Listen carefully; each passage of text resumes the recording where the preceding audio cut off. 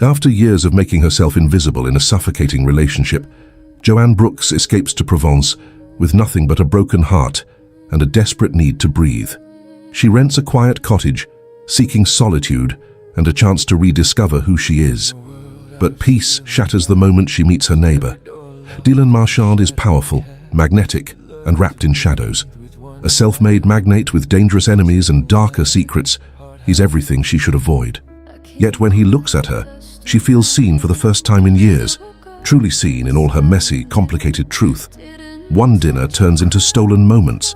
Stolen moments ignite into something neither can deny. But Dylan's past refuses to stay buried. When ruthless men come for him, Joanne becomes their target, a weakness they can exploit, a pressure point to break him. Suddenly, the woman who came to Provence to disappear finds herself in the middle of a deadly game where love is the ultimate vulnerability and the only thing worth fighting for. She ran from one dangerous relationship. She never expected to fall into another, where the danger is real, but so is the love. The taxi rattled along the narrow road, leaving behind the noise of Marseille airport. Joanne pressed her forehead against the cool glass, watching the lavender fields blur into ribbons of purple beneath the fading afternoon light. She didn't look back. There was nothing left to look back to. Her phone had been silent for 3 days now. No texts, no apologies. Just the ghost of a relationship that had crumbled under the weight of indifference and quiet cruelty. She'd woken up one morning in London, stared at the ceiling of the flat she'd shared with a man who barely saw her anymore, and made a decision. By noon, she'd booked the ticket. By evening, she was gone. Provence was a name on a map, a place she'd read about in novels where women went to find themselves after heartbreak. It felt absurd, cliché even, but absurdity was better than suffocation. The driver turned onto a gravel path lined with cypress trees, their dark silhouettes cutting into the golden sky like sentinels. At the end of the lane sat a stone cottage, weathered and beautiful, wrapped in ivy and shadows. It looked like something out of a dream she hadn't dared to dream in years. "Voilà, mademoiselle," the driver said, his voice kind. Joanne stepped out, her legs unsteady. The air smelled of earth and wild thyme, and for the first time in months, she took a full breath. The kind that didn't hurt. She paid the driver, watched him disappear down the lane and stood there in the silence. The cottage key was heavy in her palm. She turned it over, feeling the rough metal bite into her skin, grounding her. "This is real. You did this." The door creaked open, revealing whitewashed walls and dark wooden beams. The furniture was simple, old, but cared for. Sunlight poured through the windows, pooling on the terracotta floor like spilled honey. She dropped her suitcase by the door and walked to the window, pressing her hands against the cool stone sill. Beyond the garden, she could see another house, larger, more imposing. A sprawling estate with terracotta roofs and shuttered windows, half hidden by olive groves. Smoke curled lazily from one of the chimneys, a sign of life. A neighbor, then. She told herself it didn't matter. She'd come here to be alone, to disappear, to become someone the world couldn't touch for a while. But as the sun dipped lower, casting long shadows across the valley, she felt it. That pull. The strange certainty that her life had just shifted, that the ground beneath her feet had tilted in a direction she couldn't yet see. She turned away from the window, exhaustion settling into her bones. Tomorrow she'd unpack. Tomorrow she'd figure out what came next. Tonight, she just needed to survive the quiet. The first night was harder than she'd expected.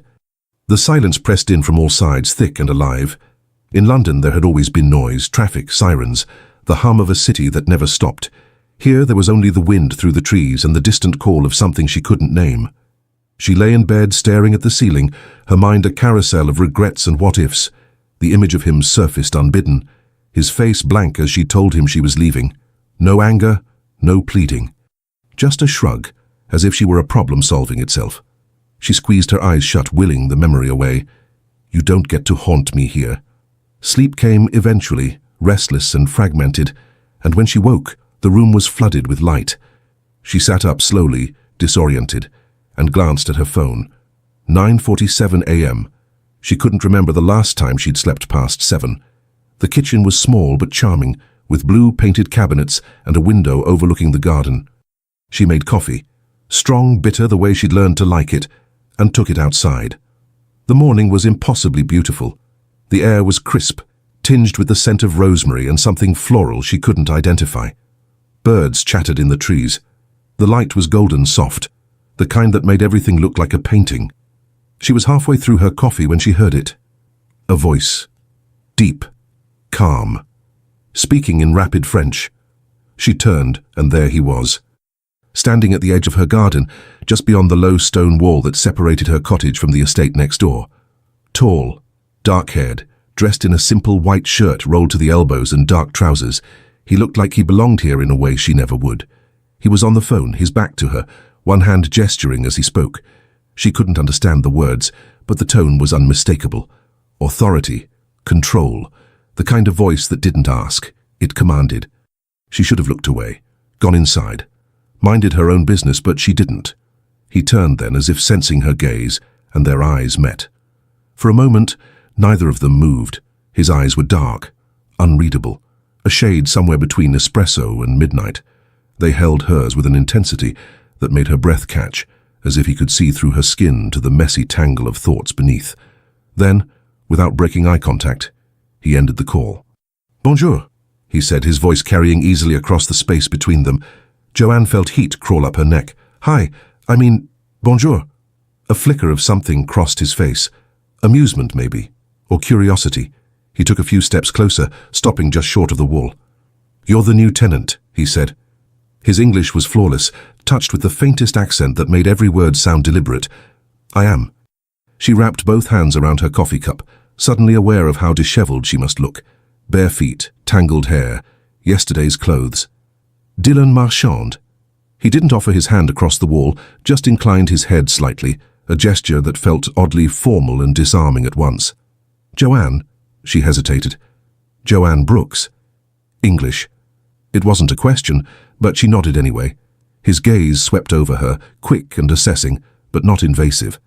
She had the strange sense that he'd just catalogued everything about her, her uncertainty, her exhaustion, the cracks she thought she'd hidden well.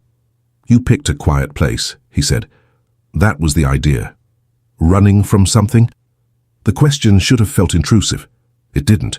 Maybe because his tone wasn't judgmental, just matter of fact, or maybe because the answer was written all over her. "Something like that," she admitted. He nodded slowly, as if that made perfect sense. "Provence is good for that. And you?" The words slipped out before she could stop them. "Are you running too?" For the first time, his expression shifted. Not quite a smile, but close, a softening at the edges. "No," he said quietly. "I'm what people run from." The words hung in the air between them, heavy with implication. Before she could respond, he stepped back, lifting a hand in a brief, elegant gesture of farewell. "Welcome to the neighborhood, Joanne Brooks." And then he was gone, disappearing into the olive groves like a shadow swallowed by sunlight. She stood there for a long time after, her coffee growing cold in her hands, her heart beating just a little too fast. "I'm what people run from." She told herself it was a joke, a throwaway line, but the look in his eyes when he'd said it hadn't been joking at all. The rest of the morning passed in a haze of unpacking and forced distraction. She lined books on the shelves, hung clothes in the wardrobe, arranged toiletries in the tiny bathroom. Mundane tasks that should have been soothing, but only made her more restless. Her mind kept circling back to him. Dylan. The name felt foreign on her tongue, unfamiliar and strangely magnetic. She replayed the conversation, analyzing every word, every pause, the way his eyes had locked onto hers like he was solving a puzzle. "I'm what people run from." What did that even mean? By noon, she was desperate to escape the cottage and her own thoughts. She grabbed her bag and walked into the village, a 15-minute stroll down a winding road lined with stone walls and wildflowers. The village was postcard perfect, a small square with a fountain at its center, surrounded by shops with faded awnings and tables spilling onto the cobblestones. She bought bread, cheese, wine, and a small bouquet of sunflowers from a woman who smiled at her broken French. On the way back, she noticed the black car parked near the estate's gate. Sleek, expensive, the kind that didn't belong in a place like this. Two men stood beside it, both in dark suits, speaking in low voices. One of them glanced up as she passed, his gaze sharp and assessing. She looked away quickly, her pulse quickening for reasons she didn't understand. When she reached the cottage, she locked the door behind her, her hands trembling slightly as she set the groceries on the counter. "You're being paranoid." But the feeling lingered. the sense that she'd stepped into something she didn't yet comprehend. That night, she sat in the garden with a glass of wine, watching the stars emerge one by one. The air was cool now, carrying the scent of night-blooming jasmine. Somewhere in the distance, a dog barked. She thought about calling her sister, telling her she'd made it, that she was safe. But safe from what? A heartbreak, a life that had stopped fitting, or something else entirely. She took a sip of wine, letting the bitterness roll over her tongue, and tried not to think about the man next door. The one with eyes like a storm and a smile that wasn't quite a smile. The one who'd looked at her like he knew exactly why she'd come here, and exactly what she was running from. Joanne woke to the sound of gravel crunching beneath tires. She lay still, her heart hammering in the dark, straining to hear. The clock on the nightstand read 2:37 a.m. Outside her window, an engine idled low and steady, then cut off abruptly, leaving only the whisper of wind through the trees. She sat up slowly, every nerve alert. Through the thin curtains she could make out shapes moving in the darkness, figures backlit by a dim glow from the estate next door. Voices, low and urgent. French, too rapid for her to catch even a single word. She crept to the window, keeping to the shadows, and peered out. 3 men stood near the wall between the properties. One she recognized, Dylan, his silhouette unmistakable even in the darkness. The other 2 were strangers, their postures tense, hands gesturing sharply as they spoke. One of them raised his voice, anger cutting through the quiet like a blade. Dylan didn't flinch. His response was calm, measured, the kind of tone that carried more threat in its composure than any shout ever could. The angry man stepped closer. For a moment, Joanne thought he might actually swing. Then Dylan moved. It was subtle, just a shift in stance, a straightening of shoulders, but the effect was immediate. The other man stopped mid-step, his hand dropping to his side. Whatever he saw in Dylan's face made him reconsider. They spoke for another minute, quieter now, the heat gone, and then the 2 strangers left, climbing into a dark sedan that disappeared down the lane without headlights. Dylan stood alone in the moonlight, his head bowed, one hand pressed against the back of his neck. He looked tired, human. Joanne stepped back from the window, her pulse still racing. She shouldn't have watched. It was none of her business. But the image stayed with her as she lay back down, staring at the ceiling. I'm what people run from. The words took on new weight now, new meaning. She didn't sleep again that night. Morning arrived with cruel brightness. Joanne forced herself out of bed, splashed cold water on her face, and made coffee she didn't want. Her hands trembled slightly as she poured it, exhaustion and unease tangling into something she couldn't quite name. She'd come here for peace, for solitude. Instead, she'd found... what? A mystery? A warning? Leave it alone, she told herself. It's not your life. But when she stepped outside with her coffee, intending to lose herself in the garden, she found him there. Dylan, sitting on the low stone wall that divided their properties, as if he'd been waiting. Her breath caught. You scared me. I apologize. He stood, hands in his pockets, his expression unreadable. That wasn't my intention. He looked different in the daylight. Older, maybe. There were shadows beneath his eyes, a tightness around his mouth that hadn't been there yesterday. He wore the same white shirt, now wrinkled, as if he'd been up all night. Did you sleep? The question slipped out before she could think better of it. His mouth curved, but it wasn't quite a smile. No. Silence settled between them, thick with things unsaid. I heard voices last night, Joanne said carefully. It woke me. Something flickered in his eyes. Wariness, or perhaps calculation. I'm sorry, business matter. It shouldn't have disturbed you. Business at 3 in the morning? The kind that doesn't keep office hours. She should have nodded, accepted the non-answer, gone inside. Instead, she held his gaze. Are you in trouble? The question hung between them, bold and foolish. His expression shifted, surprise, then something darker, something almost like respect. That depends, he said slowly, on your definition of trouble. The kind that involves angry men showing up in the middle of the night. Ah. He tilted his head slightly, studying her. You were watching. Heat crept up her neck. I wasn't spying. I was... concerned? Confused. He took a step closer, closing the distance between them until only the wall remained. Up close, she could see the flecks of gold in his dark eyes, the way his jaw tightened when he was thinking. Let me ease your confusion, he said quietly. "I own several businesses. Some of them attract complicated people, people who don't like being told no." "What kind of businesses?" "The profitable kind." It wasn't an answer. It was a deflection, wrapped in charm and delivered with enough honesty to feel like truth. Joanne crossed her arms, the coffee cup warm against her ribs. "That's not very reassuring." "It wasn't meant to be." His gaze didn't waver. "But I'll tell you this, Joanne Brooks.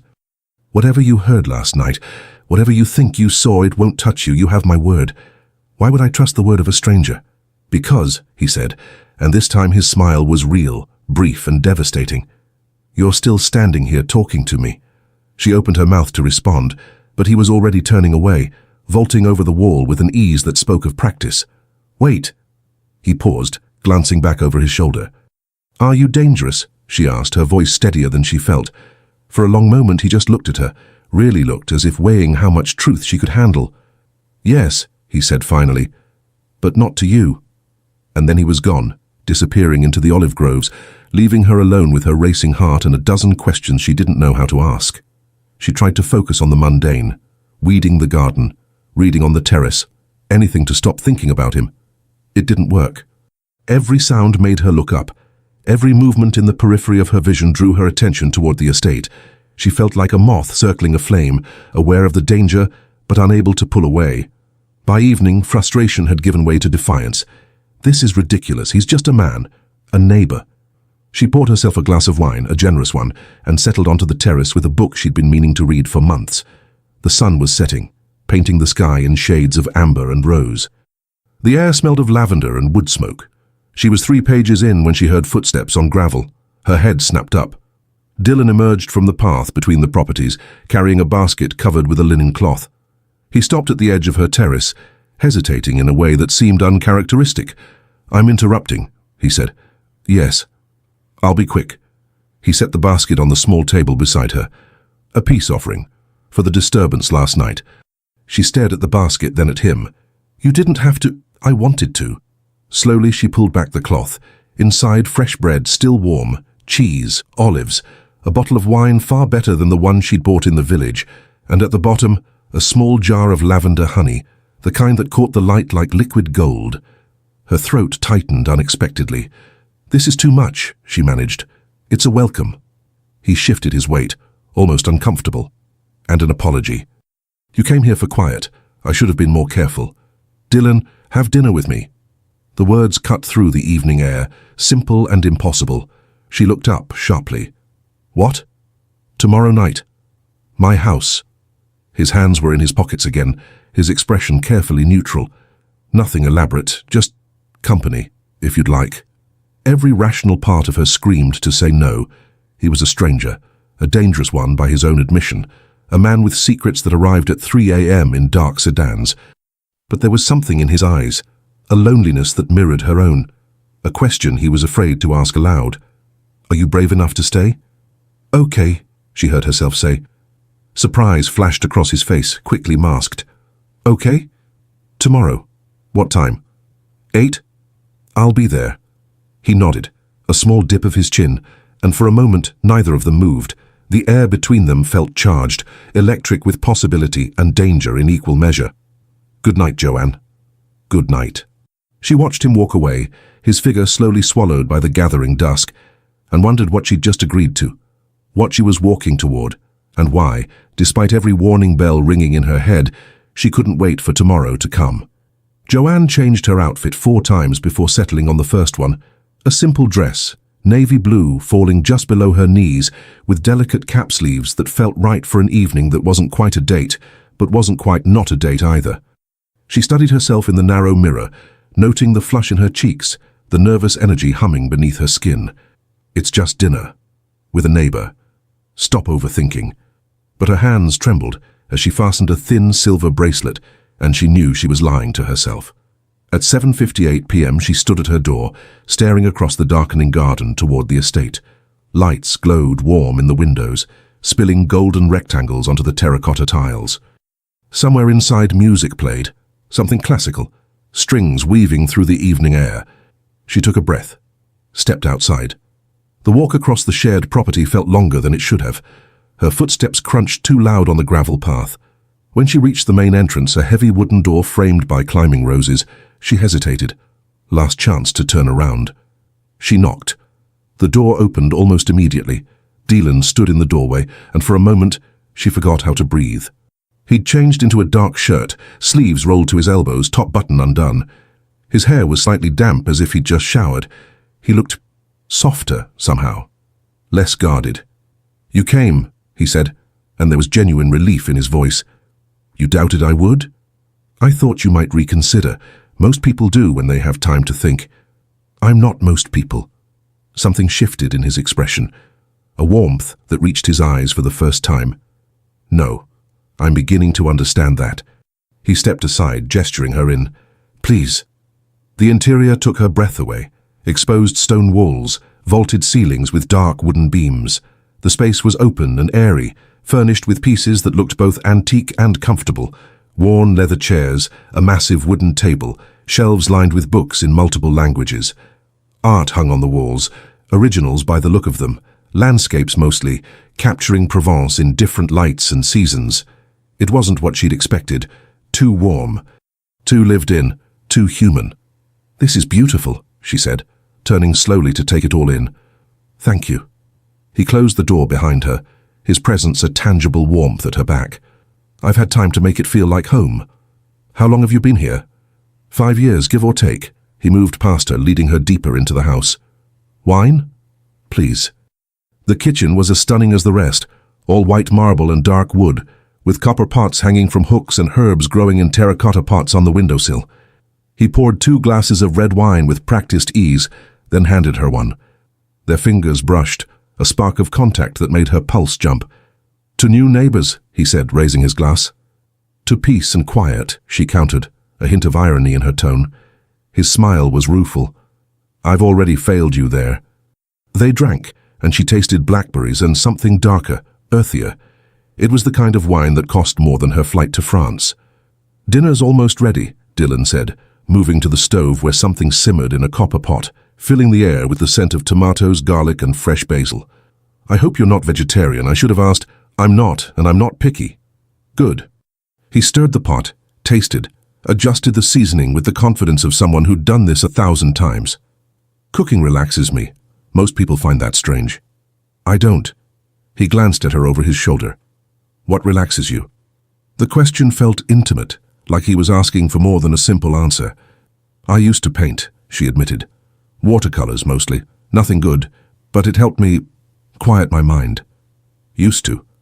"I stopped a few years ago." "Why?" "Because someone had laughed at her work. Because someone had made her feel small for trying. Because she'd slowly stopped doing all the things that made her feel like herself." "Life got in the way," she said instead. Dylan studied her for a long moment, something like understanding flickering in his eyes. "Life has a habit of doing that." He plated the food with care. Handmade pasta with a ragu that looked like it had been simmering for hours, fresh bread, a simple salad dressed with olive oil and lemon. They ate at the large wooden table sitting across from each other, close enough to talk without shouting, far enough to maintain the fiction of propriety. The food was incredible. "You made this?" Joanne asked between bites, unable to hide her surprise. "My grandmother's recipe. She insisted I learn." Said a man who couldn't feed himself was half a man. "Wise woman." "Terrifying woman," he corrected, but there was affection in his voice. "She ruled our family like a general. When she spoke, everyone listened." "Is she still?" "No. She passed 8 years ago." A shadow crossed his face, brief but unmistakable. "But I think about her every time I make this." Joanne set down her fork, the moment suddenly weighted with shared grief. "I'm sorry." "Don't be." She lived exactly the life she wanted on her own terms. Not many people can say that. "Is that what you're doing? Living on your own terms?" He took a slow sip of wine, considering. "I'm trying." "And those men last night? Do they fit into those terms?" She knew she was pushing, crossing lines she'd promised herself she wouldn't cross. But the wine had loosened her tongue, and more than that, she wanted to know. Needed to understand who this man was, and why she felt so drawn to him despite every warning. Dylan leaned back in his chair, regarding her with an expression she couldn't quite read. "You don't let things go, do you?" "Should I?" "Most people would." "I told you, I'm not most people." A smile ghosted across his lips. No, you're really not. He refilled their glasses, then stood, gesturing toward the terrace. Let's take this outside. The night had deepened to full dark, the sky scattered with more stars than Joanne had ever seen in London. They stood at the stone railing, looking out over the valley, where lights from distant villages glittered like fallen constellations. I import things, Dylan said finally, his voice quiet. Wine, olive oil, textiles, luxury goods. I have contacts throughout Europe, North Africa, the Middle East. That sounds legitimate. It is, mostly. Her stomach tightened. Mostly. He turned to face her, his expression serious. In my world, lines blur. A business associate might have other interests. A transaction might involve people I'd rather not deal with, but refusing them outright can be complicated, dangerous. Sometimes. Those men last night wanted me to move something I won't move. His jaw tightened. I told them no. They didn't take it well. What did they want you to move? He shook his head. You don't want to know. Yes, I do. Joanne, if I'm in danger just by being next door, I deserve to know. Something flickered in his eyes. Respect, maybe. Or fear. You're not in danger. I wouldn't let that happen. You can't promise that. I can, and I do. He stepped closer, close enough that she could feel the warmth radiating from him, smell the faint scent of cedar and citrus that clung to his skin. Whatever happens, whatever comes, it doesn't touch you. That's not negotiable. Her heart hammered against her ribs. Why do you care? I don't know, he admitted, and the raw honesty in his voice stole her breath. But I do. The air between them felt alive, charged with a current she didn't know how to name. His gaze dropped to her mouth, then back to her eyes, a question in the darkness. She should step back, put distance between them, protect herself from whatever this was becoming. Instead, she stayed exactly where she was. Dylan! You should go, he said abruptly, breaking the spell. He stepped back, creating space, his expression shuddering. It's late, I shouldn't have kept you. The dismissal stung more than it should have. I'm not a child. I can decide when to leave. I know. But if you stay... He trailed off, dragging a hand through his hair, frustration clear in every line of his body. You should go. She wanted to argue, to push back against the walls he was rebuilding between them. But something in his face stopped her, a kind of desperation as if he was protecting her from himself. Thank you for dinner, she said quietly. Joanne. Good night, Dylan. She turned and walked away before she could change her mind, before she could do something foolish like ask him why he was pushing her away, when every moment between them felt like gravity pulling them together. She didn't look back, but she felt his eyes on her the entire walk home, a weight she carried all the way to her door. 3 days passed. Joanne didn't see Dylan once, not in the garden, not on the terrace, not even a glimpse through the windows of the estate. It was as if he'd vanished, leaving only the memory of his voice and the phantom warmth of his nearness. She told herself it was for the best. That distance was wise, necessary. She told herself she didn't care. Both were lies. On the 4th morning, she woke to find a note slipped under her door. Heavy paper, black ink, handwriting that was elegant and precise. I need to go to Avignon for a few days. Business. The property is secure, but if you need anything, call this number. D. Below it. A phone number. Nothing else. She stood in her doorway, staring at the note, feeling the absence of him like a physical thing. He left without saying goodbye. The thought was ridiculous, childish. He owed her nothing. They'd had one dinner, a few conversations. He was a neighbor, not whatever her traitorous heart was trying to make him. She crumpled the note, then immediately smoothed it out again, folding it carefully and tucking it into the book on her nightstand. Just in case. The village became her refuge. She spent her days wandering the narrow streets, sketching in a journal she'd bought from a small art supply shop tucked between a bakery and a wine merchant. The owner, a woman in her 70s with kind eyes and paint-stained hands, had smiled when Joanne purchased charcoal and paper. You're the English girl staying at the old Rousseau cottage, she'd said in accented English. News travels fast. In a village this small? Always. The woman wrapped the supplies in brown paper, her movements careful. You're friends with Monsieur Marchand? Joanne hesitated. We're neighbors. Ah, a knowing look. He's a good man. Complicated, but good. You know him? Everyone knows Dylan. He's done much for this village, for many villages. She handed Joanne the package. But he carries shadows, old ones. Be careful, Sherry. Careful of what? The woman's expression softened with something like pity. Of caring too much for a man who doesn't believe he deserves it. The words haunted Joanne for the rest of the day. On the 5th night, she woke to the sound of breaking glass. Her eyes snapped open, adrenaline flooding her system. She lay perfectly still, straining to hear. The cottage was dark, silent except for the thunder of her heartbeat. Then, footsteps. Heavy, deliberate, downstairs. Terror spiked through her. She grabbed her phone from the nightstand with shaking hands, her finger hovering over the emergency call button. Then she remembered the note, the number. She dialed before she could think better of it. He answered on the first ring. "Joanne?" His voice was sharp, alert. "What's wrong?" "Someone's in my house," she whispered, barely breathing the words. Silence. Then, "Where are you?" "Bedroom, upstairs." "Lock the door. Don't come out. I'm 5 minutes away." "Dylan, I can't." "Lock the door." Each word was a command, brooking no argument. "I'm coming." The line went dead. With trembling hands, she turned the old key in her bedroom lock, then retreated to the corner farthest from the door, clutching her phone like a lifeline. Downstairs the footsteps continued, methodical, searching. What do I have that anyone would want? Nothing. She had nothing. Just clothes, books, a broken heart she'd carried across an ocean, a crash from the kitchen, the sound of drawers being yanked open. She pressed her hand against her mouth, fighting down panic. 5 minutes, he said 5 minutes. It felt like an eternity. Then, voices, shouting. A thud that shook the walls, the crack of something hitting flesh, followed by a groan. Joanne squeezed her eyes shut, terror and adrenaline making her lightheaded. Footsteps on the stairs. Fast. Heavy. Someone tried her door handle. "Joanne!" Dylan's voice, rough with exertion. "It's me. Open the door." Her legs nearly gave out with relief. She stumbled to the door, fumbling with the lock, and yanked it open. He stood in the hallway, breathing hard, his knuckles split and bleeding. Behind him she could see the stairs, the mess below.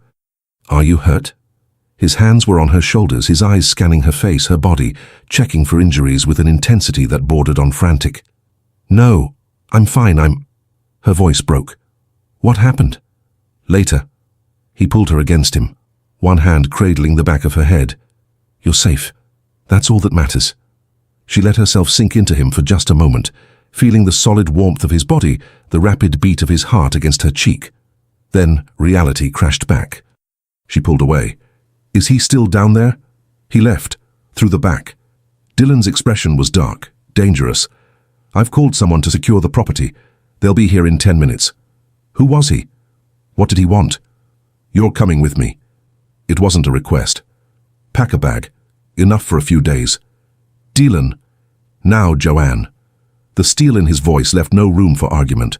She grabbed her suitcase, throwing in clothes without thinking, her hands still shaking. He stood in the doorway the entire time, watching the stairs, his body a wall between her and whatever threat lurked below. When she finished, he took the bag from her hand and led her down the stairs. The cottage was a wreck. Drawers overturned, cushions slashed. Someone had torn through her things with violent purpose. "Oh God," she breathed. "Don't look." Dylan guided her toward the door, his hand firm on her lower back. "Just keep walking." 2 men were waiting outside, the same ones she'd seen that first night in dark suits despite the late hour. They spoke rapid French with Dylan, their expressions grim. One of them nodded toward Joanne, asking something she couldn't understand. Dylan's response was curt, final. The men nodded and headed toward the cottage. "They'll clean up. Make sure no one comes back." He led her across the garden toward the estate, his grip never loosening. "You're staying with me until this is resolved." "What is this?" He didn't answer until they were inside, the heavy door locked behind them. Then he turned to her, his expression bleak. They were looking for leverage. "Against who? I don't—" "Against me." The words came out flat, heavy with guilt. "They think you matter to me, they're right."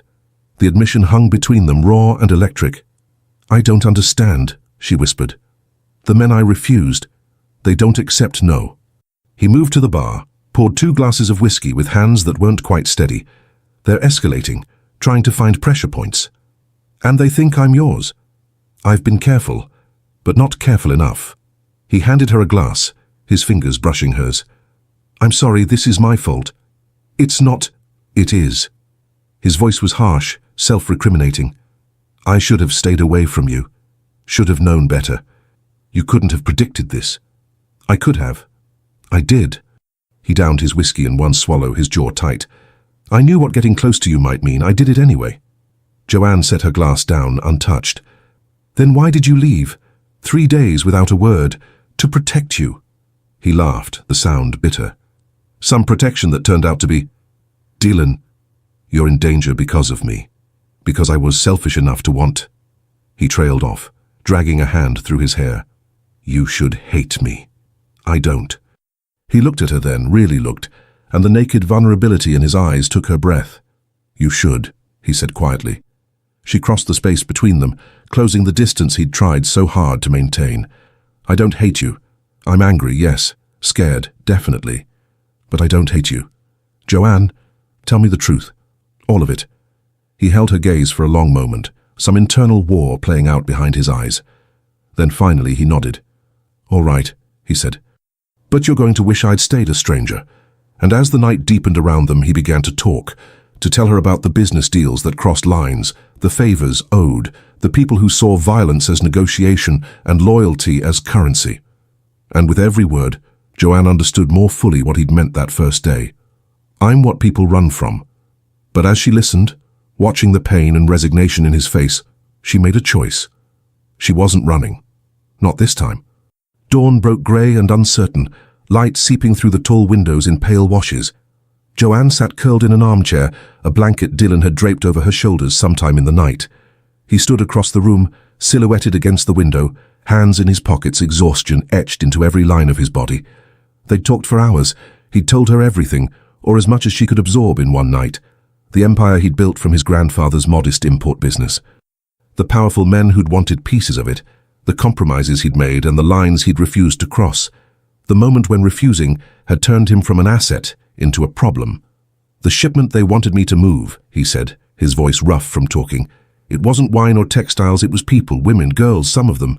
Joanne's stomach turned. My God. I said no. That was 6 months ago. They've been applying pressure ever since. Why don't you go to the police? His laugh was hollow.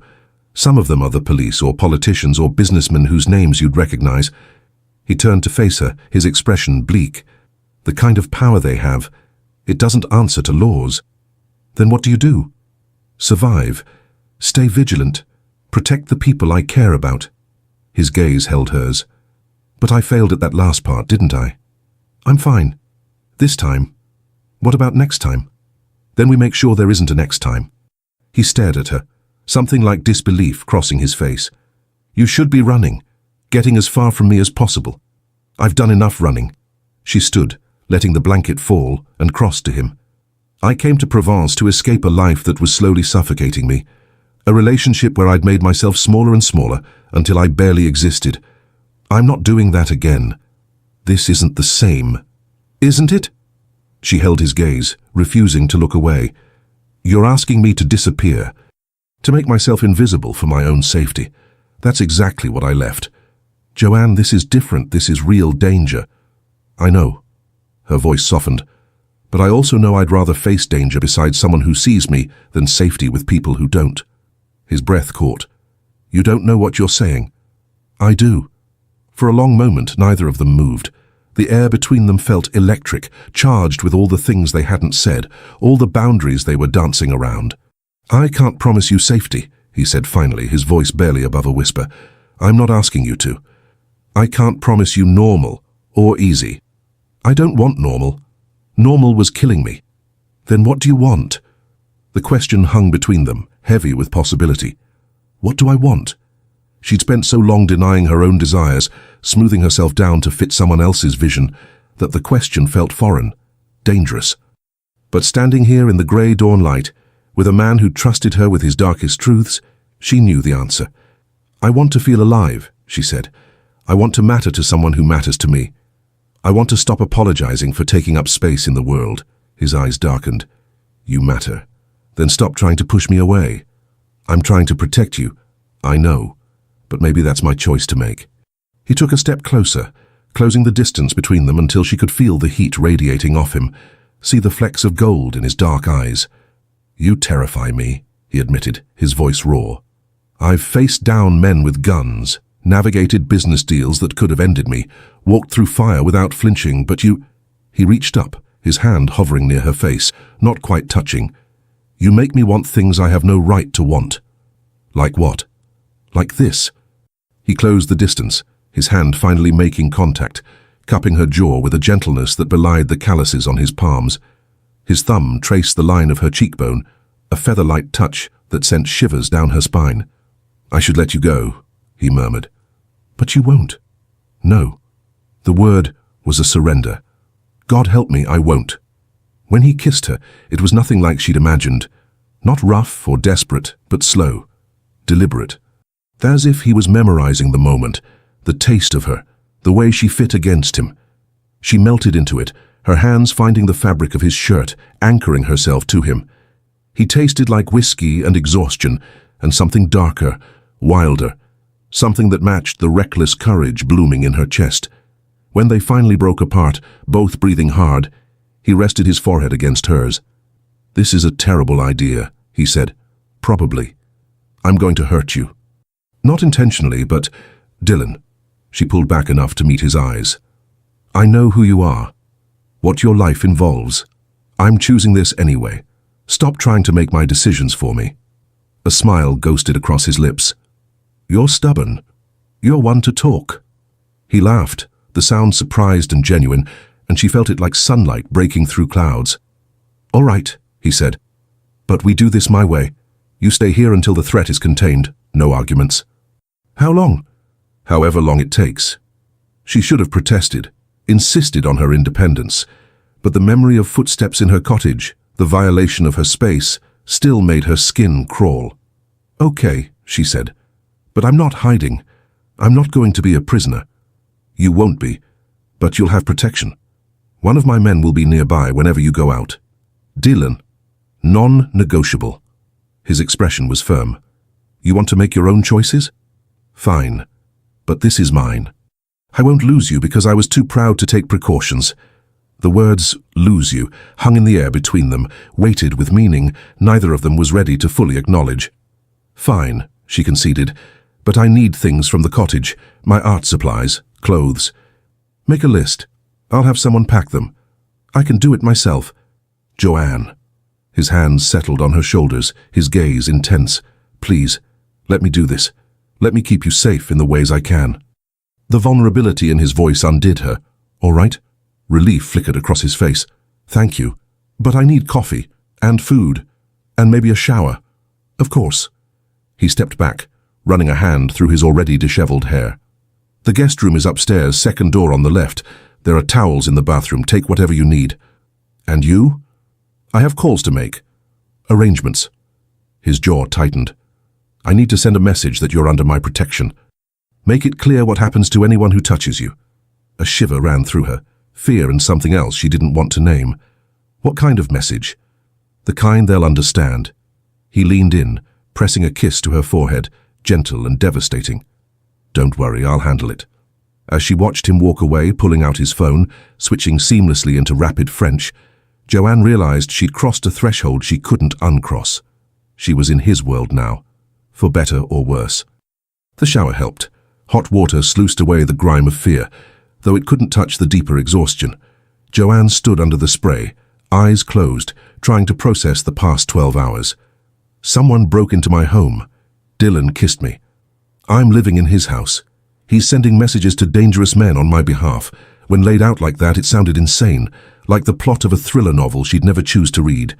And yet, she couldn't shake the feeling that this, terrifying as it was, felt more real than anything she'd experienced in years, more honest, more alive. She dressed in borrowed clothes, one of Dylan's shirts, soft from washing, that fell to mid-thigh, and a pair of joggers she had to roll at the waist. When she came downstairs, she found him in the kitchen, phone pressed to his ear, speaking in low, clipped tones. He looked up as she entered, his eyes tracking over her, and something shifted in his expression, softened. "Je te rappelle," he said into the phone, then hung up. "Everything okay?" "It will be." He moved to the espresso machine, began making coffee with practiced efficiency. "I've put the word out. By this evening, every person in certain circles will know you're mine." You're mine. The possessiveness should have rankled. Instead, it sent heat pooling low in her belly. "And that will stop them? It will make them think twice and give me time to deal with the problem permanently." "How?" He handed her a tiny cup of espresso, perfect crema on top. "There are ways, leverage, alliances. Sometimes all it takes is the right information in the right hands." "Blackmail. Mutually assured destruction," he corrected. "I have files, documents, recordings, things that could destroy careers, lives, empires. They have similar things on me. It's equilibrium." "That sounds exhausting." "It is." He leaned against the counter, cradling his own cup. "But it's the world I inhabit. The price of refusing to compromise on certain things. Like trafficking, among others." She studied him, this man who'd built walls of secrets and threats to protect his principles. "You're not what I expected." "What did you expect?" "I don't know. Someone harder, maybe. Colder." "Give it time," he said, but there was a hint of warmth in his voice. "For you might change your mind." "I doubt it." They drank their coffee in companionable silence, the morning light strengthening through the windows. Outside, birds began their chorus, the world waking to a day that looked normal, ordinary, despite the chaos roiling beneath the surface. "I need to ask you something," Dylan said finally. "Okay. Why did you really come to Provence?" She'd told him before. Escape. Heartbreak. But there was a depth to the question now that demanded more truth. "I was disappearing," she said quietly. "In my relationship, in my job, in my life, I'd become this echo of myself, agreeing with everything, apologizing for existing, making myself smaller so he'd have more room." She set down her cup, meeting Dylan's gaze. "One morning I woke up and didn't recognize the woman in the mirror, so I left." Was he cruel? Not in any obvious way. He just didn't see me. And I let him not see me, because it was easier than fighting to be visible. Understanding flickered in Dylan's eyes. "And now? Now I'm done being invisible." He crossed to her, cupping her face in his hands, his thumbs brushing her cheekbones. "Joanne Brooks, I see you. Every stubborn, brave, infuriating inch of you." "Good," she whispered, "because I see you too." And when he kissed her this time, it felt like a promise, like the beginning of something neither of them could name yet, but both were brave enough to try. The estate became their world. For 3 days, Joanne didn't leave the property. At first, it felt like captivity, a gilded cage, however beautiful. But slowly, as the hours unfolded into a rhythm that felt almost domestic, she began to understand it differently. Not captivity. Sanctuary. Dylan worked from home, conducting business from his study, a room lined with books and maps, dominated by a massive oak desk where he spent hours on calls in multiple languages. She'd catch glimpses of him through the half-open door, pacing as he negotiated, leaning back in his chair as he listened, his expression shifting from charm to ice in the space of a heartbeat. He was dangerous, she realized. Not to her, but to anyone who stood in his way. And strangely, that didn't frighten her as much as it should have. In the mornings, she'd wake to find coffee already made, a note in his elegant handwriting telling her where he'd be. Sometimes the notes were practical, in meetings until noon. Help yourself to anything, but other times they held something softer. The sunrise was remarkable. I thought of waking you, but you looked too peaceful. Next time. The promise in those 2 words made her heart race. She spent her mornings exploring the estate. The library became her favorite refuge, floor-to-ceiling shelves filled with volumes in French, English, Italian, Arabic. First editions nestled beside well-worn paperbacks. Philosophy texts sharing space with thriller novels. It was the library of someone who read widely, voraciously, without pretension. She pulled down a copy of Rilke's letters to a young poet, found passages underlined in pencil, notes in the margins in Dylan's handwriting. This he'd written next to a passage about solitude. Always this. It felt intimate, seeing his thoughts laid bare on the page, like reading his journal. She was replacing the book when she heard voices from below. Sharp. Argumentative. Joanne moved to the railing overlooking the entrance hall and saw Dylan standing with 2 men in expensive suits. One of them was gesturing angrily, his face flushed red. The other stood silent, watchful, his hand resting near his jacket in a way that made her stomach clench. Dylan's posture was relaxed, almost casual, but she'd learned to read the tension in his shoulders, the slight narrowing of his eyes. Vous n'êtes pas en position de faire des demandes, Dylan said, his voice soft but cutting. You're not in a position to make demands. The red-faced man stepped closer, jabbing a finger toward Dylan's chest. Tu vas le regretter. Dylan moved so fast Joanne almost missed it. One moment the man's finger was pointed at him. The next Dylan had his wrist locked in an iron grip, twisting just enough to make the man gasp and drop to one knee. Touch me again, Dylan said in English, his voice like silk over steel, and you'll leave here in pieces, comprise? The man nodded frantically. Dylan released him with a dismissive flick of his wrist. The second man helped his companion up, both of them backing toward the door. Dylan followed, his movements predatory, herding them out. She heard the door close, the snick of the lock, then silence. Joanne realized she was gripping the railing, her knuckles white. She forced herself to breathe, to relax her hands. When she came downstairs, she found Dylan at the bar, pouring whiskey with hands that weren't entirely steady. How much did you see? He asked without turning. Enough. He downed the whiskey, poured another. I'm sorry, that shouldn't have happened here. Are you all right? He turned then, surprise flickering across his face. You're asking if I'm all right? You're shaking. He looked down at his hands, seemed almost surprised to find them trembling. Adrenaline, it passes. She crossed to him, gently took the glass from his hand, and set it aside. What did they want? The same thing they always want. Compliance. His jaw tightened. They're running out of patience. Are we safe? Yes. They're not stupid enough to act against me directly. Not yet. He caught her hands in his grip firm, grounding. But they're escalating, testing boundaries. What happens when they cross a line you can't ignore? Then I'll handle it. How? His eyes met hers, and she saw something dark there, something that reminded her exactly who he was, what he was capable of. However, I have to. A shiver ran through her, not fear exactly. Something more complicated. She should be terrified, should be packing her bags, calling a taxi, running back to the safety of her ordinary life. Instead, she stepped closer, closing the distance between them. I'm not afraid of you, she said quietly. You should be. But I'm not. His hands came up to frame her face, his touch achingly gentle despite the violence she'd just witnessed. Joanne, you're the best thing that's happened to me in longer than I can remember. And I'm going to destroy you. It's what I do. I destroy beautiful things. No, she said firmly. You protect them. I've seen you. The way you talk about your grandmother, the way you take care of the people who work for you, the way you've made sure I'm safe even when it complicates your life. You're not a destroyer, Dylan. You don't know the things I've done. So tell me. He stared at her for a long moment, some internal war playing out behind his eyes. Then, slowly, he led her to the sofa, poured them both wine and began to talk. He told her about the early years, after his grandfather died, and left him the business. How he'd been young, ambitious, hungry to prove himself. How he'd made deals with people he shouldn't have trusted. Compromises that had seemed small at the time, but had accumulated into debts he couldn't repay. There was a shipment, he said, staring into his wine. 5 years ago, I thought it was textiles, high-end fabrics from Morocco. But when it arrived, I found out what it really was. Antiquities, stolen from archaeological sites, priceless pieces of history being sold to private collectors who'd lock them away forever. What did you do?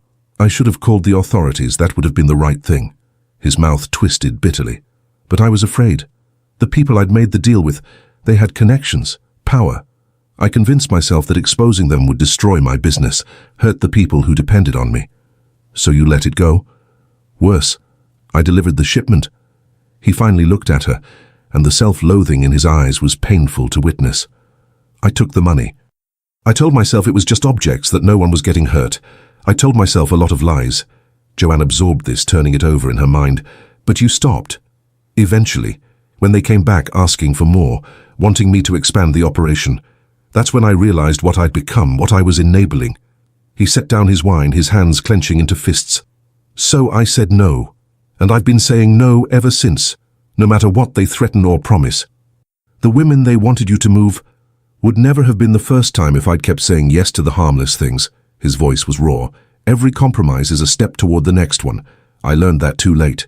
But you learned it, and you stopped. That doesn't erase what I did.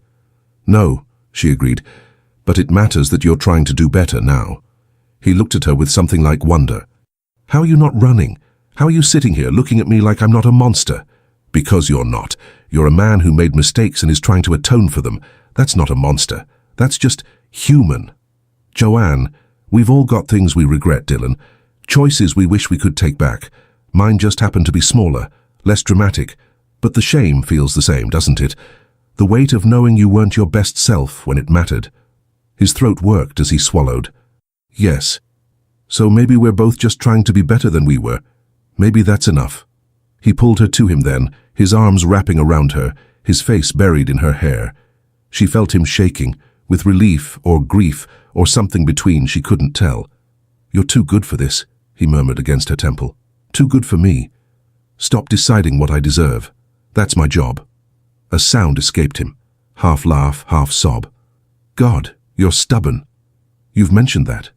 They stayed like that for a long time, wrapped in each other as the afternoon light shifted through the windows, painting golden rectangles across the floor. In the afternoons, they cooked together. Dylan taught her to make fresh pasta, his hands guiding hers as they shaped delicate ravioli, filled them with ricotta and herbs from the garden. His touch was always careful, never assuming, but the air between them crackled with tension that built with every accidental brush of fingers, every shared smile. You're a natural, he said, watching her crimp the edges of a perfect square. Liar. This one looks like roadkill. Delicious roadkill, she laughed, flicking flour at him. It dusted across his dark shirt, a white constellation against the fabric. He looked down at it, then up at her, one eyebrow raised. Did you just... I have no idea what you're talking about. Is that so? Before she could react, he dusted his flour-covered hands across her nose, leaving white streaks she could feel but not see. Dylan! What? I have no idea what you're talking about. His eyes danced with mischief, an expression so different from his usual intensity that it transformed him, made him look younger, lighter. She retaliated, and within moments they were both covered in flour, laughing like children, the kitchen a disaster zone of white powder and abandoned pasta. When they finally subsided, breathless and still grinning, Joanne realized she couldn't remember the last time she'd felt this free, this wholly completely herself. Dylan reached out, brushing flour from her cheek with his thumb, the gesture tender. You have it everywhere. So do you. Worth it. His gaze dropped to her mouth, then back to her eyes. Joanne. Yes? I want to kiss you. But if I start, I'm not sure I'll be able to stop. Her breath caught. Maybe I don't want you to stop. Something blazed in his eyes, heat and hunger and careful restraint all warring together. You don't know what you're saying. I do. I'm tired of being careful, tired of protecting myself from feeling anything real. This is real, he said, his voice rough. Too real. That's what scares me. Then be scared with me. He closed the distance between them, his hands sliding into her hair, tilting her face up to his. The kiss was different this time. Deeper, more urgent, tasting of flour and wine and desire held too long in check. She melted into him, her hands fisting in his shirt, pulling him closer. He made a sound low in his throat, backing her against the counter, his body a wall of heat against hers. When they finally broke apart, both breathing hard, he rested his forehead against hers. We should stop, he murmured, though his hands remained tangled in her hair. Should we? I don't want to rush this, don't want to take advantage. Dylan. She pulled back enough to meet his eyes. I'm making a choice. Freely. Without pressure. I want this. I want you. You're staying in my house, under my protection. The power dynamic is only a problem if you're using it to manipulate me. Which you're not. She traced the line of his jaw, felt the muscle jump beneath her fingers. Stop trying to protect me from my own decisions. It's what I do. Protect people from themselves. Protect people I care about from me. The admission hung between them, vulnerable and raw. What if I don't need protecting from you? She asked softly. What if what I need is just you? He kissed her again, and this time there was surrender in it. A letting go of the careful control he'd maintained since the moment they met. They didn't make it to the bedroom, didn't make it past the living room, stumbling together to the sofa, hands and mouths and whispered words in the golden afternoon light. He was careful with her, achingly gentle, his hands mapping her body like she was precious, breakable, even as she urged him on, wanting more, wanting everything. Afterward they lay tangled together, her head on his chest, his fingers tracing idle patterns on her shoulder. "I don't regret this," she said into the silence. "Good. Neither do I." He pressed a kiss to the top of her head. "But it changes things. I know. They'll use you against me now, more than they already were. Let them try." He shifted to look at her, his expression serious. "Joanne, I need you to understand. What we just did, it put a target on you. Made you a vulnerability I can't afford but won't give up. Then we'll deal with it together. You say that now, I'll say it tomorrow too, and the day after." She propped herself up on one elbow, meeting his gaze. "I'm not going anywhere, Dylan. Not unless you want me to." "I don't." The words came fast, vehement. "God, I don't. But I should. Good thing you're not as noble as you think you are." He laughed, the sound surprised and genuine. "No, I'm really not." They stayed there as the sun set, painting the room in shades of amber and rose, neither willing to move to break the fragile peace they'd carved out in the middle of chaos. Tomorrow would bring new threats, new complications. But tonight, they had this. And for now, that was enough. At night, they sat on the terrace with wine, talking about everything and nothing. He told her about growing up in Lyon, about his grandmother's iron will and his grandfather's quiet kindness, about the moment he'd decided to build something that mattered, even if the cost was high. She told him about her childhood in Manchester, about the sister who'd always been the beautiful one, while Joanne faded into the background, about dreams of being an artist that had been gently, persistently discouraged until she'd stopped dreaming them at all. "Do you still have your paintings?" he asked. "The watercolors?" "A few. Back in London. Most I threw away." "Why?" "Because someone I trusted told me they weren't very good." Anger flashed in his eyes. "Your ex?" "It doesn't matter." "It does." He set down his glass, turning to face her fully. "Art isn't about being good. It's about being true, honest. Those paintings were pieces of you. He had no right. Dylan, promise me something." His intensity pinned her in place. "Don't let anyone make you small again. Not him, not the world, and especially not yourself. Promise me." The fierceness in his voice, the way he looked at her like she was something precious and strong all at once, it undid something in her chest. "I promise," she whispered. "Good." He pulled her close, tucking her against his side. "Because the woman I see, she's brilliant, brave, strong enough to walk away from everything familiar and start over in a foreign country. That's not small. That's extraordinary." She blinked back tears, overwhelmed by the simple truth in his words. "No one's ever seen me like that before." Then they weren't looking. They sat in silence, the night deepening around them, stars emerging one by one in the vast Provençal sky. Somewhere in the distance, an owl called. The air smelled of night-blooming jasmine and the faint smoke from a neighbor's chimney. "Tell me something you've never told anyone," Joanne said suddenly. He considered for a moment. "I'm afraid of ending up alone. Of pushing away everyone who gets close because I think it'll keep them safe. Of waking up one day in a fortress I built to protect myself and realizing I'm just in a very elegant prison." The vulnerability in his admission made her throat tight. "You're not alone. Not anymore. Neither are you." She turned in his arms, kissing him softly, tasting wine and promises on his lips. "I'm falling for you," she said against his mouth. "I know it's too soon, I know it's complicated, but I need you to know I'm falling." His grip tightened, his breath catching. "Joanne, you don't have to say it back. I just needed to say it out loud. To be honest about what this is for me." "I'm already there," he said roughly. "Have been since you stood in your garden with terrible coffee and looked at me like I was a puzzle worth solving. I'm already so far gone it terrifies me." This kiss was different, deeper, full of all the words they couldn't yet say, all the futures they were too afraid to name. When they finally went inside, hand in hand, the night felt different, charged with possibility. And for the first time in longer than she could remember, Joanne felt like she was exactly where she was meant to be, even if that place was more dangerous than anywhere she'd ever been before. The morning of the fourth day brought rain, heavy and relentless, drumming against the windows like impatient fingers. Joanne woke alone in Dylan's bed, the sheets still warm where he'd been.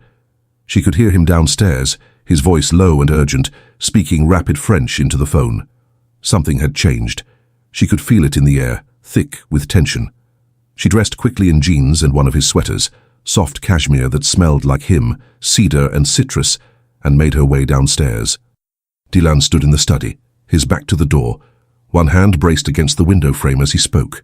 His shoulders were rigid, his free hand clenched into a fist at his side. Non, absolument pas. No, absolutely not. His voice was ice. Dis-leur que s'ils veulent la guerre, je leur donnerai la guerre. Tell them if they want war, I'll give them war. He ended the call with a vicious jab of his finger, then stood perfectly still, his head bowed. Dylan? He turned sharply, and the expression on his face made her breath catch. Fury, fear, and beneath it all, a devastating resignation. What happened? She asked, moving toward him. They took someone. His voice was flat, carefully controlled. Luke, one of my drivers. A good man. He has a wife, 2 daughters. Horror washed through her. Oh, God! Why? Because I refused their latest demand. Because I made it clear you're under my protection, and they wanted to demonstrate that my protection isn't absolute. His jaw clenched. They're using him as leverage, telling me if I don't cooperate, they'll... He broke off, turning away. What do they want? Me to move another shipment, and to hand over the files I have on them, everything that's kept us in equilibrium for the past 6 months. If you give them the files, I lose all my leverage. They can do whatever they want without consequences. To me, to everyone I've tried to protect. He dragged a hand through his hair. But if I don't, Luke dies. Joanne felt the weight of it settle over the room like a shroud. There has to be another option. There isn't. Not one that doesn't involve more bloodshed than I'm willing to accept. He looked at her then, and the anguish in his eyes made her chest ache. This is what I meant. This is what being close to me costs. Good people suffering because I made enemies. This isn't your fault. It is. The words came out harsh, self-lacerating. Every choice I've made, every line I've drawn, it all led here. To Luke in a basement somewhere, terrified, while I decide whether his life is worth more than my principles. She crossed to him, taking his face in her hands, forcing him to look at her. Stop. You didn't kidnap him. You're not the villain here. Aren't I? I knew this could happen. I knew they'd escalate. And I still... He pulled away, pacing like a caged animal. I should have sent you away. Should have ended this before you got tangled up in it. I'm already tangled up in it, and I'm not going anywhere. Joanne, what time is the exchange? He stopped pacing, turned to stare at her. What? The exchange. When do they want to meet? Tonight. Midnight. An old warehouse near Marseille. His eyes narrowed. Why? Because we're going to get Luke back. We're not doing anything. I'm handling this. How, by giving them everything they want? If I have to, yes. She shook her head. There's another way. There has to be. And what would you know about it? The words came out sharp, dismissive, and immediately he looked stricken. I'm sorry, I didn't mean you're scared, I get it. She kept her voice calm, steady, even as her heart raced. But you're not thinking clearly. You said you have files on them, right? Damaging information. Yes, but if I hand them over... You don't hand them over. You use them as insurance. Make it clear that if anything happens to Luke, or to you, those files go public. Automatic release to journalists, authorities, everyone. He stared at her. A dead man's switch. Exactly. I already have something like that in place, but they're calling my bluff. They think I won't risk Luke's life to maintain it. Then we make it real. Make it immediate. She was thinking fast now, ideas tumbling over each other. What if you give them copies of the files but keep the originals? Or better yet, give them fake files that look real enough to satisfy them temporarily. They'll have experts verify them. How long would that take? A few hours, maybe a day. Then that's the window. You get Luke back, they think they have what they want, and by the time they realize they don't, you've already moved him and his family somewhere safe. Dylan was quiet for a long moment, his mind clearly racing through possibilities, scenarios, risks. It could work, if we're careful, if we move fast enough. So let's be careful. Let's be fast. He crossed to her, gripping her shoulders. This is dangerous. If they suspect anything, if they catch on. I know. People could die. I know that too. His eyes searched hers. Why are you doing this? You could walk away, go back to your cottage, pack your things, leave France altogether. Be safe. Because Luke has daughters who need their father. Because you need help, even if you're too stubborn to ask for it. And because... She took a breath, steadying herself. Because I love you. and I'm not letting you face this alone." The words hung in the air between them, stark and undeniable. Dylan's expression crumbled. He pulled her against him, his arms crushing her close, his face buried in her hair. "You shouldn't love me. This life, these complications, too late." He laughed, the sound broken. "God, you're impossible. So are you. We're well matched." He pulled back enough to kiss her, desperate and tender all at once, as if she were both his salvation and his destruction. "All right," he said when they finally broke apart. "We do this together, but you follow my lead. Exactly. No improvising." "I can do that. And if things go wrong, you run. You don't look back. You don't try to help. You just run and get somewhere safe. Promise me." "Dylan, promise me, Joanne. I can't do this if I'm worried about you." She saw the fear beneath the command, the genuine terror that something might happen to her. "I promise. Thank you." He kissed her forehead, a benediction. "Now let's figure out how to save a good man and destroy some very bad ones." The next several hours were a blur of preparation. Dylan made calls, to lawyers, to contacts in various industries, to people whose names he didn't share and whose purposes she could only guess at. He worked from his computer, accessing encrypted files, creating elaborate fakes that would pass initial scrutiny, but fall apart under deeper investigation. Joanne watched him work, marveling at the precision of it, the careful attention to detail, the way he thought 3 steps ahead of everyone else. "You're good at this," she said. He glanced up from the screen. "At deception? At strategy? At protecting people? Let's hope I'm good enough." By mid-afternoon, he had a team assembled. 4 men arrived at the estate, not the suited guards she'd seen before, but rougher types, men with scars and steady eyes who spoke in terse sentences and checked weapons with practiced ease. Joanne's stomach churned watching them, the reality of what they were about to do settling like lead in her gut. One of the men, older, with grey threading through his dark hair, approached her. "You're the English girl." "Joanne." "Mark." He didn't offer his hand, just studied her with assessing eyes. "You don't look like someone who belongs in this mess." "I don't, but here I am anyway." A ghost of a smile crossed his weathered face. "Dylan said you were stubborn. He wasn't wrong." He glanced toward where Dylan was conferring with 2 other men. "You know he'd burn the world down for you." The casual certainty in his voice startled her. "We barely know each other." "Doesn't matter. I've worked for him for 8 years. Never seen him look at anyone the way he looks at you. Like you're both his best hope and his greatest fear. I don't want to be his fear. Too late for that. Anyone he cares about becomes a vulnerability. That's just the reality of this life." Mark's expression softened slightly. "But for what it's worth, I think you're good for him. First time in years I've seen him care about something beyond just surviving." Before she could respond, Dylan called Mark over, and the moment was gone. As evening approached, Dylan pulled her aside. "You're not coming to the warehouse," he said. "What? We agreed. We agreed you'd help with the plan, not that you'd be in the line of fire." His tone was gentle but immovable. "You'll stay here with one of my men. If something goes wrong, he'll get you out of the country." "Dylan, no. Please." He cupped her face, his thumbs brushing her cheekbones. "I need to know you're safe. I can't think clearly if I'm worried about you getting caught in the crossfire. And you think I can think clearly knowing you're walking into danger? I've done this before. I know how to handle myself. That doesn't make it less terrifying." "I know." He rested his forehead against hers. "But this is my world, my mess. I need to be the one to clean it up." She wanted to argue, to insist on staying by his side, but the look in his eyes, the quiet desperation, stopped her. "You come back to me," she said fiercely. "Whatever happens, you come back." "I will. I swear it." "And Luke?" "Him too. Or I don't come back at all." They stood there for a long moment, holding each other, memorizing the feel and warmth and solidity of it. Then he kissed her, slow and deep and full of promises, and pulled away. "I have to go." "I know." She watched from the terrace as they loaded into 2 dark SUVs, engines rumbling to life in the gathering dusk. Dylan looked up at her once before climbing in, his expression unreadable in the fading light.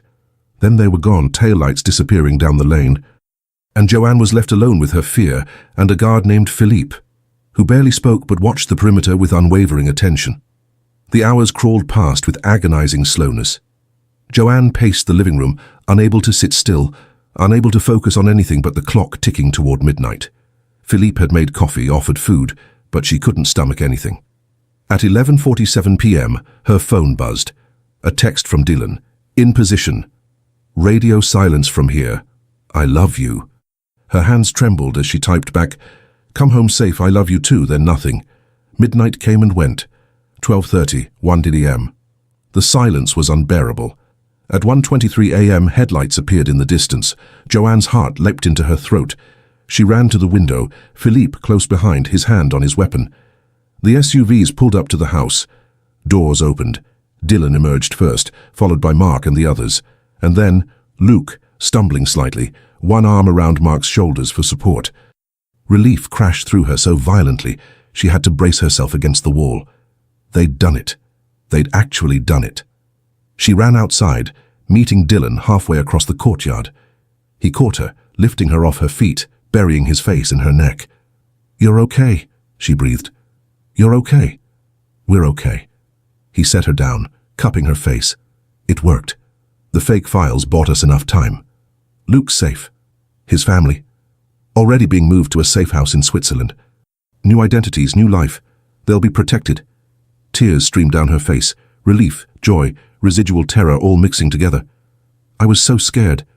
So was I. He kissed her forehead, her cheeks, her mouth. But it's over. For now. For now. His expression darkened. They'll realize the deception soon. When they do, things will get worse before they get better. But I've made arrangements, moved assets. By tomorrow, I'll have enough leverage to bury them permanently. How? The files go to the authorities, all of them. Everything I've been holding back. His jaw set with determination.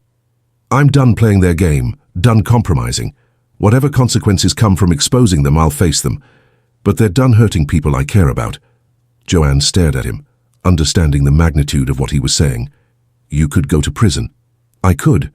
Probably will, for some of it. He held her gaze steadily. But it's the right thing to do. The thing I should have done a long time ago. Then I'll be waiting when you get out. His eyes widened. You can't. That could be years. I don't care. She gripped his shirt, holding tight. You said I matter to you. Well, you matter to me too. And I'm not running just because things get hard. Joanne, no. You don't get to push me away now. Not after everything. Her voice broke. I love you. I'm staying. End of discussion. He kissed her then hard and desperate, as if he could pour all his gratitude and fear and love into that single point of contact. I don't deserve you, he murmured against her lips. Probably not. But you're stuck with me anyway. Behind them, Mark cleared his throat pointedly. Boss, we should move inside, not safe out here. Dylan nodded but didn't let go of Joanne's hand as they walked toward the house, fingers intertwined. Inside, Luke sat at the kitchen table, a blanket around his shoulders, hands wrapped around a mug of tea that steamed into the air. He looked up as they entered, his eyes red-rimmed but grateful. Merci, he said hoarsely. Thank you. My daughters are safe, Dylan assured him. And so are you. You'll join them tomorrow, once we're certain there's no tail. Luke nodded, tears spilling over. I didn't think. I know. Dylan gripped his shoulder. But you're here. That's what matters. Mark and the others were already planning next steps, safe routes out of the country, contingency plans, what to do when the files went public. Joanne listened, marveling at the precision of it all, the way they worked together like a well-oiled machine. This was Dylan's world. Dangerous, complicated, built on a foundation of secrets and careful alliances. And she was choosing to stay in it. The thought should have terrified her. Instead, it felt like coming home. Hours later, after Luke had been secured in a safe room and the guards had taken up positions around the property, Dylan led Joanne upstairs. They collapsed onto the bed, exhaustion finally catching up with them. I can't believe we pulled it off, Joanne murmured, her head on his chest listening to the steady thump of his heart. We make a good team. Terrifying, dangerous, possibly illegal, but good. He laughed softly. That's one way to describe it. They lay in silence for a moment, the weight of the night settling over them. What happens now, she asked. Tomorrow the files go out. By tomorrow night, every major news outlet in Europe will have them. Interpol, the French authorities, probably half a dozen other agencies. He stroked her hair absently. There will be arrests, investigations. Some of it will blow back on me. And you'll handle it. I'll try. We'll handle it, she corrected. Together. He pulled her closer, pressing a kiss to the top of her head. I love you. I don't say it enough, but I do. More than I thought I was capable of loving anyone. I love you too. She tilted her face up to kiss him. Whatever comes next, we face it together. Deal? Deal! They sealed it with another kiss, slower this time, tender and full of promise. Outside, rain continued to fall, washing the world clean. And inside, wrapped in each other's arms, Joanne and Dylan found a moment of peace in the eye of the storm. Tomorrow would bring new challenges, new dangers. But tonight, they had each other. And that was enough. 3 months later, Provence bloomed with spring. Joanne stood in the garden of her cottage, truly hers now, purchased outright with money Dylan had insisted on lending her, though she was slowly paying it back, surveying the riot of color that had emerged from the warming earth. Lavender pushed through the soil in neat rows. Wild roses climbed the stone walls. Sunflowers turned their faces toward the morning light. She'd rebuilt this place, made it a home. The past 3 months had been a whirlwind. The files had gone public exactly as Dylan promised, triggering an avalanche of investigations across 3 countries. Politicians had resigned, business empires had crumbled, and yes, there had been consequences for Dylan too. He'd spent 2 weeks in custody, while authorities sorted through his involvement, his cooperation, his own complicated role in the web of corruption he'd exposed. In the end, they'd offered him immunity in exchange for testimony, a deal his lawyer had negotiated with ruthless efficiency. The men who'd threatened them, who'd kidnapped Luke, who'd built their power on trafficking and exploitation, they were facing decades in prison. Some had already been convicted, others were awaiting trial. Dylan had won, but the victory had cost him. Half his business contacts had severed ties, unwilling to be associated with the scandal. Investments had fallen through. Partnerships had dissolved. He'd lost millions in the space of weeks, but he'd also gained something he'd been missing for years: freedom. Joanne heard footsteps on the gravel path and turned, smiling as Dylan emerged from the olive grove. He wore jeans and a simple white t-shirt, his feet bare, his hair slightly longer than when they'd met. He looked relaxed in a way she'd never seen before. Lighter. Morning, he said, pulling her into his arms. Morning yourself. Sleep well? Better than I have in years. He kissed her temple. Though I missed you when I woke up. I wanted to see the sunrise and check on the garden. It's beautiful. You have a gift for this. I'm learning. Still kill more plants than I save, but I'm learning. They stood together watching the light strengthen over the valley. In the distance, church bells rang, calling the faithful to Sunday Mass. I have news, Dylan said. Something in his tone made her look up sharply. Good news or bad news? That depends on your perspective. He took her hand, lacing their fingers together. I've been offered a position. Consulting work for an international organization that fights human trafficking. They want someone who understands how the networks operate, how to disrupt them from the inside. Her heart skipped. Dylan, that's amazing. It would mean travel, a lot of it. Europe, Asia, Africa, sometimes dangerous places. But important work. Yes, he met her eyes. Work that matters, that might actually make a difference. She saw the hope in his face, fragile and new. This was what he'd been searching for, a way to atone, to use everything he'd learned in the darkness to bring light. When do you start? That's the question. He turned to face her fully, taking both her hands. Because I'm not taking it unless you come with me. Her breath caught. What? I want you with me, Joanne. Not here, waiting. Not living separate lives connected by phone calls and video chats. I want you beside me. His grip tightened. I know it's asking a lot. You've built a life here, made this place yours. But I'm asking anyway. As what? Your assistant? Your bodyguard? As my partner? In every sense of the word. He reached into his pocket and pulled out a small velvet box. Joanne's heart stopped. I know it's fast, he said, opening the box to reveal a simple ring, a single sapphire the color of twilight, set in aged gold. I know we've only known each other a few months, most of them chaotic and terrifying, but I've never been more certain of anything in my life. He met her eyes, his own suspiciously bright. I love you. I want to build a life with you. Face whatever comes next together. So, Joanne Brooks, will you marry me? Tears blurred her vision. She'd come to Provence to escape, to disappear, to hide from a life that had been slowly erasing her.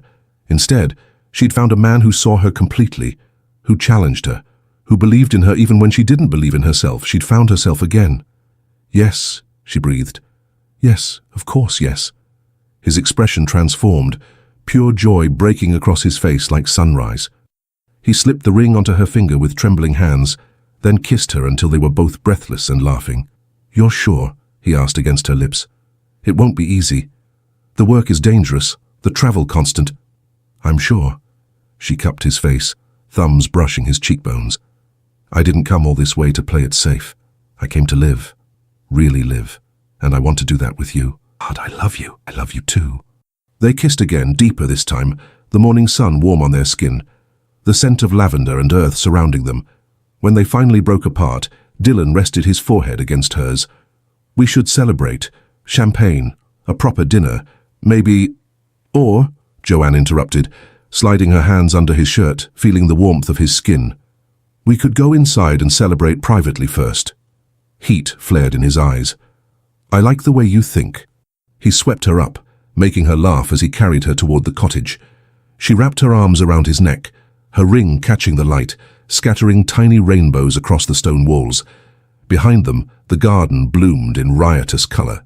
Ahead, the cottage door stood open, welcoming, and beyond that, beyond Provence, beyond France, beyond everything familiar, lay a future neither of them could fully predict. But they would face it together. Two people who'd been running from their pasts, who'd found each other in the most unexpected place, who'd chosen love even when it was complicated and dangerous and thoroughly impractical. Dylan set her down just inside the doorway, kicking it closed behind them. Then he pulled her close, kissing her with a thoroughness that promised this was just the beginning. "Ready for an adventure?" he murmured against her mouth. She smiled, fierce and bright and unafraid. "With you?" "Always." And as morning light flooded through the windows, painting everything in shades of gold, Joanne Brooks, soon to be Joanne Marchand, knew she'd finally found what she'd been searching for. Not peace, not safety, not the quiet escape she'd thought she needed, but something better: purpose, partnership, a love worth fighting for, and a life that was finally completely beautifully hers. Sleeping light, heart half broken. I came in quiet, dust on my hands, invisible girl in a silent land. I didn't touch your crown or throne, I just stayed when you were alone. You thought control would keep you safe, but even kings get tired of the way. So sleep tonight, I'll stand the line, I'll guard the dark, you guard the light. You don't have to fight this war alone. While you sleep, I watch your throne. No chains, no fear, no walls to climb, just trust falling in real time. You don't have to rule the night alone. While you sleep, I'm home.